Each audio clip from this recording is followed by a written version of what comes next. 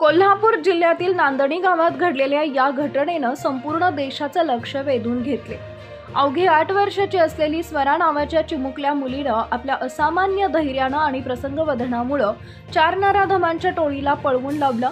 तिच्या या शौर्यामुळे तिला केवळ महाराष्ट्रातच नव्हे तर संपूर्ण देशातून कौतुकाची थाप मिळाली, ज्यामुळे मोठी माणसं करू शकणार नाहीत असं कार्य तिनं करून दाखवले। स्वरा ही कोल्हापूर जिल्ह्यातील नांदणी गावची रहिवासी। तिचे वडील एका सामान्य कारखान्यात काम करणारे कष्टकरी होते आणि घरात परिस्थिती बेताची असली तरी स्वरावर त्यांचे जीवापाड प्रेम होते। स्वरा लहानपणापासूनच हुशार आणि आज्ञाधारक होती। तिच्या वडिलांनी तिच्यावर एक महत्त्वाचा संस्कार केला होता। स्वरा, आयुष्यात चांगले असो वा वाईट काहीही झालं तरी लगेच येऊन मला सांगायचं, घाबरायचं नाही आणि लपवायचं नाही। स्वरा हे वचन काटेकोरपणे पाळायची, पण तिच्यासोबत पुढे घडणाऱ्या एका मोठ्या घटनेची पायाभरणी या छोट्या शिकवणीत दडलेली होती। या घटनेच्या 2 महिन्यापूर्वी शाळेत तिच्या वर्गमित्रासोबत गृहपाठाच्या वहीवरून भांडण झालं होतं। मुलानं तिचा हात घट्ट पकडला आणि ढकलल्यामुळे ती खाली पडून तिच्या हाताला खरचटलं। ही तशी लहानशी गोष्ट होती, पण संध्याकाळी घरी आल्यावर रडत रडत स्वरानं सगळा प्रकार वडिलांना सांगितला। तिच्या वडिलांनी तिला ओरडण्याऐवजी शांत केलं आणि जीवनातील एक अमूल्य धडा शिकवला। ते म्हणाले, बघ स्वरा, आज त्या मुलानं फक्त हात पकडला, पण उद्या जर कुणी अनोळखी व्यक्तींना तुला घट्ट पकडले किंवा तुझे तोंड दाबायचा प्रयत्न केला तर तू काय करशील? घाबरायचं नाही। जर कुणी तोंड दाबले तर दातांचा वापर करायचा, इतक्या ताकदीनं चावा घ्यायचा की तो व्यक्ती वेदनेनं तुला सोडून पळून जाईल।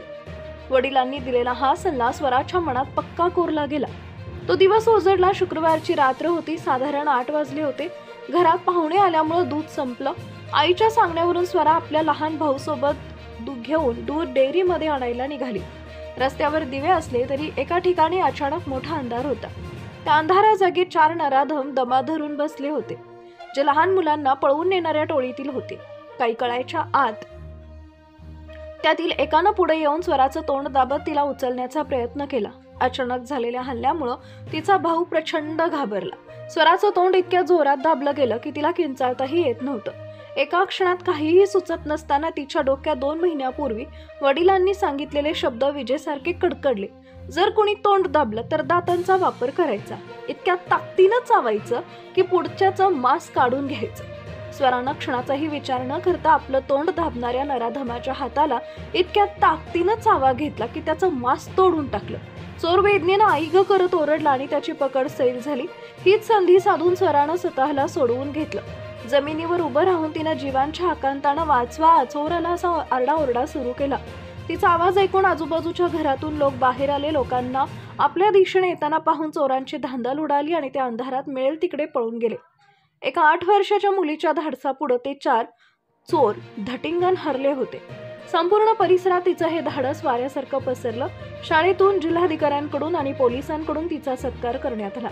तिच्या धाडसाचं कौतुक संपूर्ण देशात झाले। पोलिसांनी या घटनेनंतर पालकांना संदेश दिला की केवळ चांगले संस्कारच नाही तर कठीण परिस्थितीत स्वतःचा बचाव कसा करायचा हे शिकवणंही तितकंच महत्त्वाचं आहे।